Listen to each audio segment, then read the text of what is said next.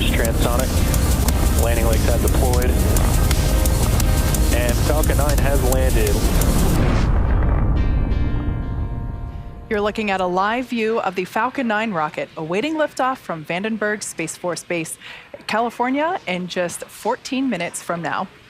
Tonight's mission marks SpaceX's 296th overall launch, but our first of 2024, and we're excited to kick off an even more exciting year. Hi, everyone. My name is Kate Tice, Senior Quality Systems Engineering Manager here at SpaceX. And I'm Jessie Anderson, a Manufacturing Engineering Manager, and we will be your host for today's launch of 15 StarLink V2 minis that will add to our growing constellation, providing reliable, high-speed internet around the world. To date, Starlink has completed more than 100 launches, putting more than 5,000 satellites in orbit. But today's Starlink launch is a little bit different. In addition to our standard broadband satellites, we're also launching 6 of our first ever direct-to-cell satellites capable of connecting directly to your cell phone. This is really cool, and we'll be talking about it more later in the show. It's hard to believe that it was just 3 years ago when Starlink launched the Better Than Nothing beta service for our first paying customers in the United States. And today, Starlink is providing high-speed, low-latency internet to more than 2.3 million households and organizations in over 70 countries and many markets around the world, spanning all 7 continents and oceans. And what's really cool is Starlink now delivers service to more customers than any other satellite internet service provider in the world. As you can see from these photos featured on stories.starlink.com, Starlink is able to quickly deploy to locations where quality internet access has been unreliable or completely unavailable. And so many people in the hardest to reach areas of the world are now getting online, some for the first time ever. This means critical access to resources we often take for granted, like virtual healthcare and education. If you're using Starlink in a unique or interesting way, be sure to share your story with us at stories.starlink.com. As I mentioned earlier, today we're taking Starlink a step further with the launch of our first ever satellites capable of enabling cell phone service. It's called Direct-to-Cell, and through partnerships with wireless providers like T-Mobile here in the US, you'll be able to connect using your existing cell phone, even in places that are typically out of range. Connectivity nearly everywhere. Cellular providers using Direct-to-Cell will have reciprocal global access in all partner nations. In other words, for carriers who partner in Direct-to-Cell, their customers would stay seamlessly connected. In addition to T-Mobile in the US, these carriers include Optus in Australia, Salt in Switzerland, Rogers in Canada, One New Zealand, Entel in Chile and Peru, and KDDI in Japan. As you can tell, this is huge. For those of us who have ever been in a place where you can't get signal, no, it can be super frustrating. Worst case, it can even mean the difference between life or death. In fact, about 90% of the Earth remains unreachable by traditional cell signals from any wireless company. These dead zones have serious consequences for remote communities and those who travel and work off the grid. People in those areas are either left disconnected or resort to lugging around a satellite phone, which is incredibly expensive. And pretty heavy. Starlink's direct-to-cell service will provide coverage nearly everywhere a customer can see the sky, bringing cell phone connectivity almost anywhere. And with partners like T-Mobile, we have a real chance to bring meaningful connectivity to people who need it most.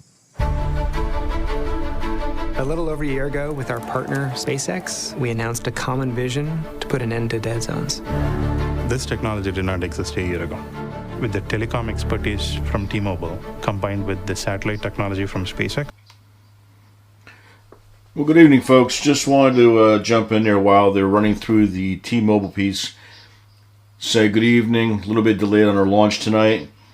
Everything seems to be ready to roll for a launch on time in about 10 minutes. The weather, from what I can tell, is clear. The rocket is being fueled now, so we're making steps towards an on-time launch. As was indicated, we've got 15 Starlink minis going up on this launch tonight. Most important part is what they're talking about now, and that is that the 6 satellites that are direct to cell. Very, very cool thing. Something that at some point a lot of the cell phones and companies will be building into their service, so you'll be able to get service pretty much anywhere on the planet. It's my understanding that Microsoft is working through. Apple has them ready to be activated. So we are making some headway towards that kind of technology.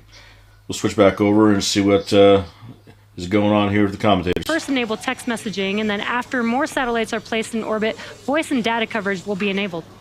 Direct-to-cell will also connect to Internet of Things devices, like those used in remote areas for agriculture, environmental monitoring, and fire detection. Think about the impact on the safety around the globe, like people assisting in emergency situations like firefighters and rescues along coastal waters. It can also help people like me who love hiking in national parks and other places where cell phones get no reception. I go there to relax and enjoy nature, so I want to stay offline. But knowing that I can connect in an emergency would provide a peace of mind for both me and my loved ones. So let's talk about how this all works. First, we get those satellites to orbit, and that's what we're doing today. Once on orbit, the satellites will immediately connect to the StarLink constellation to provide global connectivity. Direct-to-cell allows users to seamlessly connect to SpaceX satellites when they enter a remote area that currently has no cell service. It operates just like a mobile phone tower does on the ground, but from space.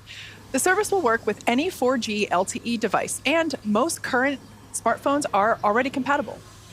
So that's the latest news on Starlink's newest capability.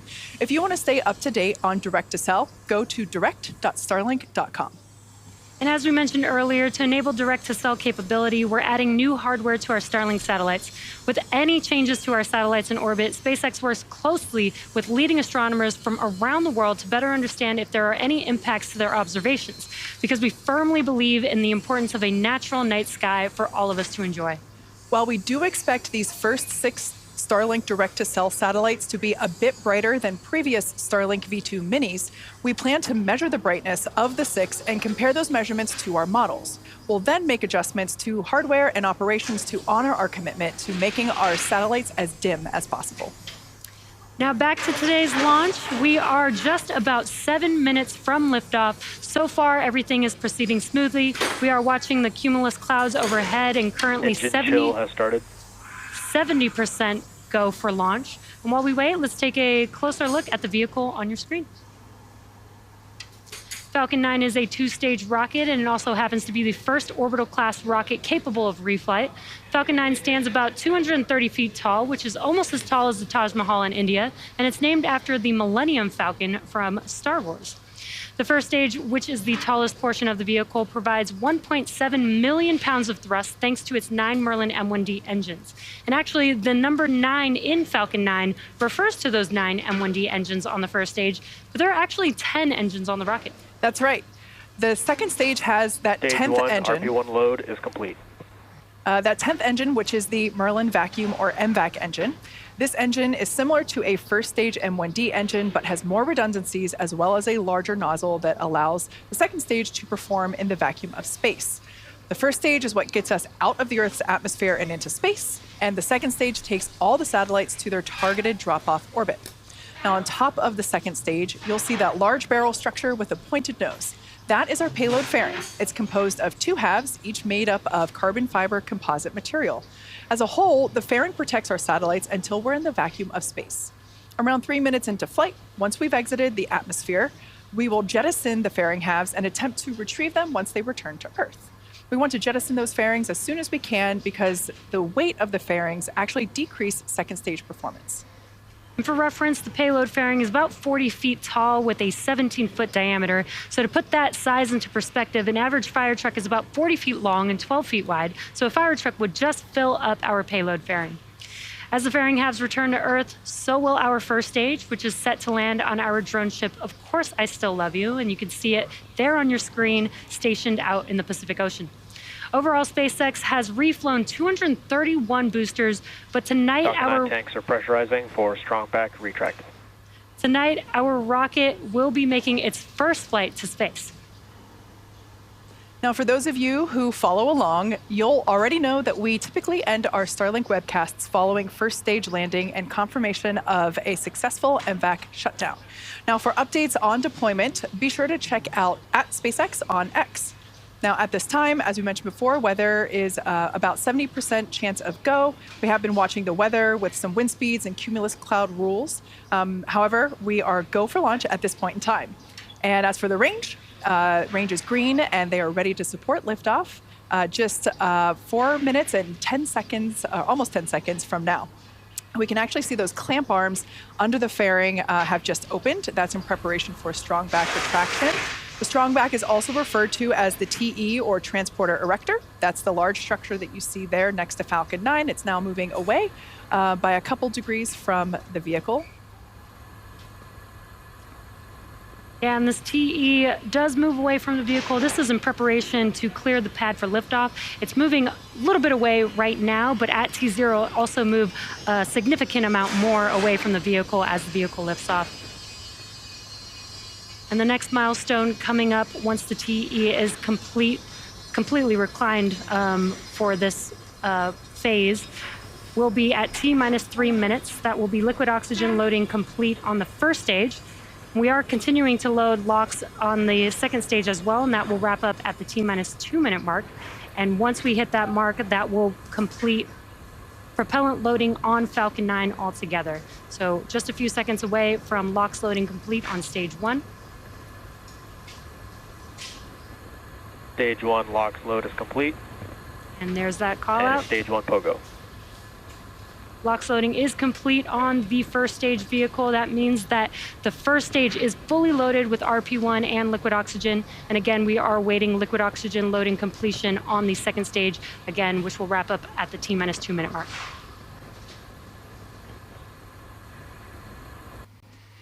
All right, folks, as you heard, we are at T-minus 2.5 minutes. LOX is loading. Everything's looking good. We have about a 70% chance of takeoff due to weather. The cumulus cloud cover, just reading it on the West Coast alerts, and that is the only concern. If there's a cover at a certain level, they certainly will violate the weather conditions. That'll violate the launch rules, and they will scrub. We're hoping that doesn't happen this evening. We're at T-minus 2 minutes right at this point in time. We are, retract is taking place. Should be topping off a LOX load at this point. At 1 minute, the rocket will go internal. Computers will take over the launch from that point. If there's any scrub, it'll certainly be because of the computers on board or a weather violation that the controllers are going to scrub for. T-minus minute and 30, we're coming up on, we already have internal power, and as I said, we are getting ready to have the rocket take over the launch. So I'm going to step aside here. We'll let the spacecraft do the talking. Is that the onboard flight computers have taken over the launch countdown.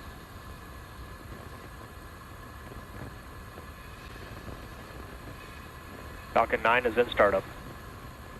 All right. Right now, stage 1 and stage 2 are beginning to pressurize to their final pressure prior to launch.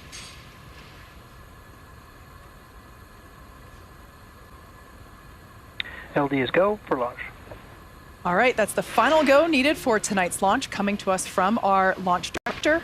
So at this point in time, at T-minus 35 seconds, all systems are go for liftoff of Falcon 9 with our StarLink satellites, including our first 6 direct-to-cell satellites. Let's listen in on the final count. All right, folks, we have a go for launch.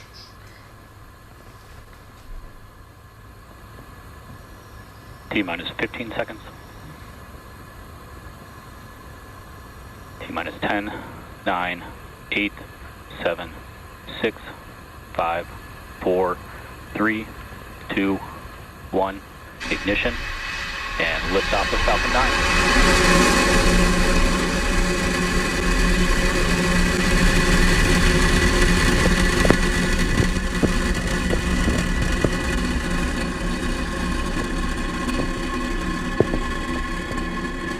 Vehicle is pitching downrange.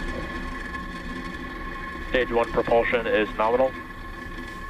And we have another beautiful launch of a Falcon 9. This being the first time And the first one of the year. At T plus 33 seconds, you are watching Falcon 9 accelerate our StarLink satellites out into space. We are throttling down our engines on the first stage vehicle, and that is in preparation for Max Q. Tower and telemetry nominal. Good call-outs there. Max Q is the largest amount of stresses that the vehicle sees on ascent, so we do slow the vehicle down just a little bit in preparation for passing through Max Q. And that should be coming up. Supersonic. That should be coming up here in just under 10 seconds. Max Q. Great news, we have passed through Max Q.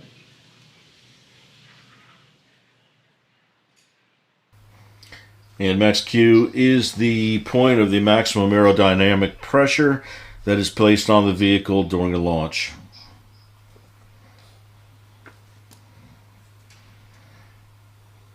All right, we're a minute and a half into... MVAC engine chill has started. That call there tells us that the engine on the second stage, that MVAC, has begun to flow some super chilled liquid oxygen through the engine to begin to bring that hardware down in temperature. We're less than a minute away from main engine cutoff, stage separation, second engine start. Those all happen really quickly, so don't blink. After that, we will jettison the fairings. At this point in time, the first stage is experiencing about 3.3 Gs.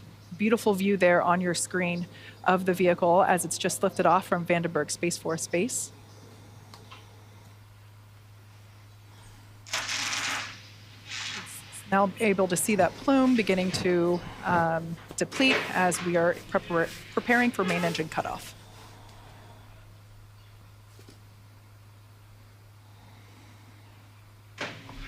Main engine cutoff. Stage separation confirmed.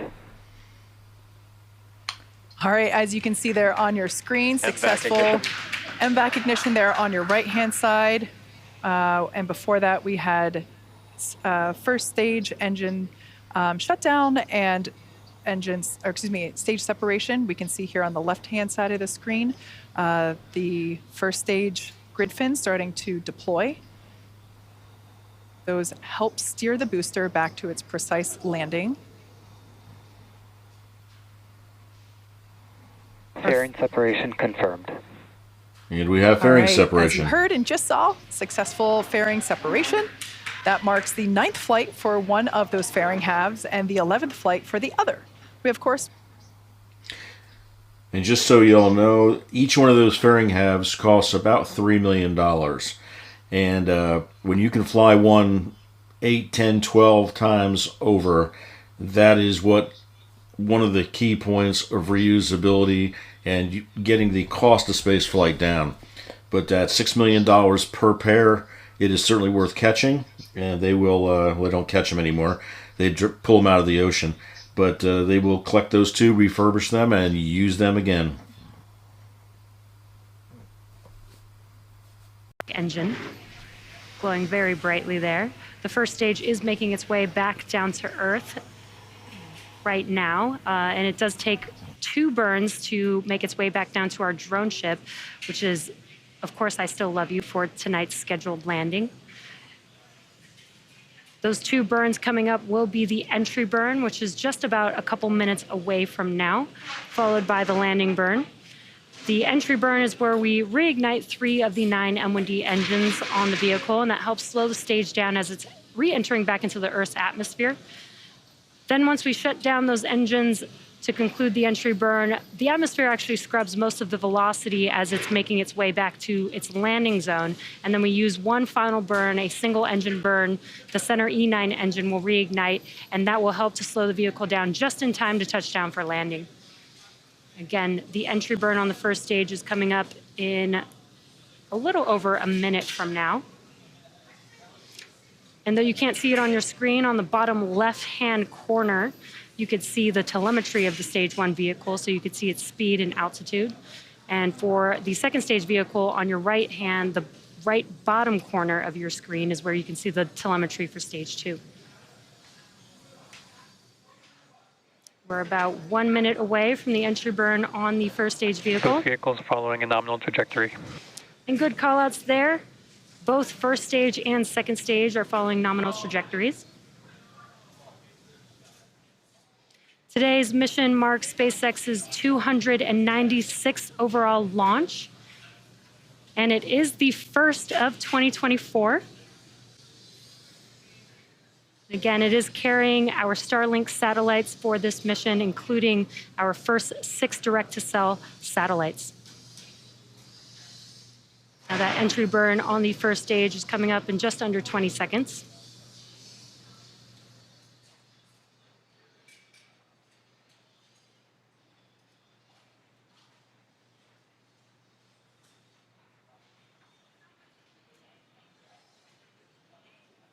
There you can see on your left-hand screen is a view from the first stage. Stage 1 entry burn startup. And as you can see, the altitude is dropping. The speed was still increasing. It's dropping off now. They'd hit the apogee. That way they had burned off all of the forward movement that they had picked up, but yet not had a chance to burn off. So at this point now, with the entry burn, the speed is going to be dropping off significantly, as well as its altitude. Vehicle, that concludes the entry burn, the first of 2 burns that the first stage requires to make its way back to landing. The next burn is the landing burn, coming up in just about a minute and a half. Stage 1 FTS has safed. And that FTS call, that is the flight termination system. That has been put in a safe position, so it is not set off during landing, taking care of the rocket, making sure the rocket is safe as it comes in for its final landing on, of course, I Still Love You. There is an FTS system in both the first and second stage. And we're coming down just below 9 miles to touchdown. I Still Love You. Transonic. And there we just heard the call out that the first stage is transonic, telling us that it is traveling near the speed of sound. Now only 6 kilometers above the ocean. So in about 12 seconds, we should see that landing burn ignite. That's a 1-engine burn designed to bring Stage the 1 booster. landing burn. There we heard the call out, so we should see it here. There we go. So the first stage has lit 1 engine to prepare for landing. Stage 2 FTS has safed. We're targeting a landing on our drone ship, which you there Landing light deploy. see there now. Of course, I Still Love You.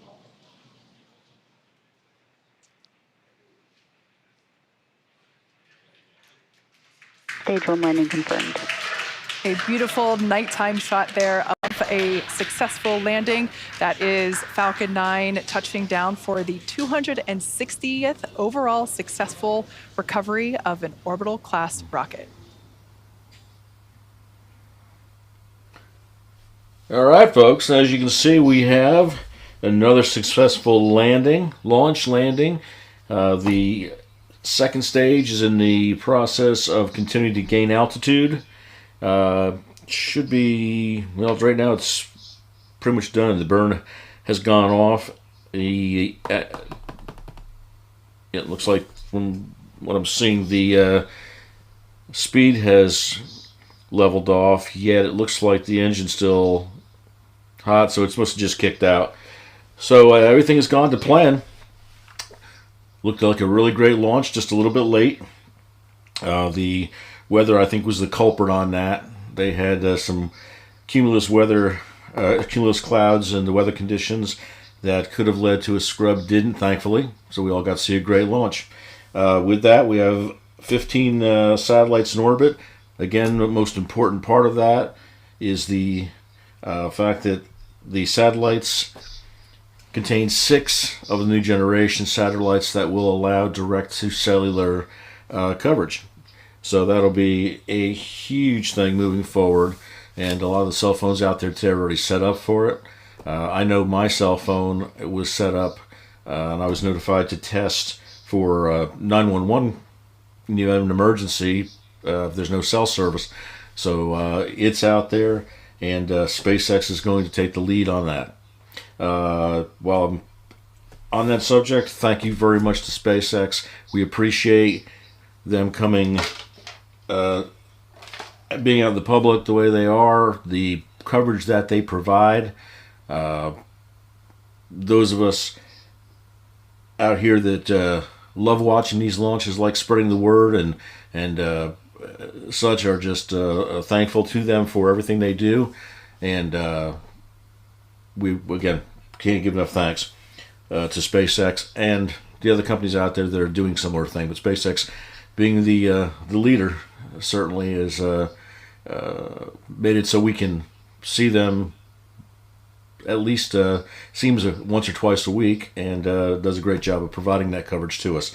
So with that being said, I guess we'll say goodnight for tonight. I know if you want to follow further as far as the status of Stage 2, the deployment of the satellites, you can do that on Twitter, on SpaceX page. They provide great information and great updates. And that, I think, will do it for this evening. So the next launch will be tomorrow, making an attempt to get out to Kennedy tomorrow and do a live stream, see how that goes. That is going to be a private, I lost my information on that, but it is a non-StarLink flight. So we'll get the information on that up and hopefully be able to bring that to you tomorrow. So with that said, we will call it an evening. Thank you very much for coming out. Hope you enjoyed yourself, and we will see you at the next launch. Papa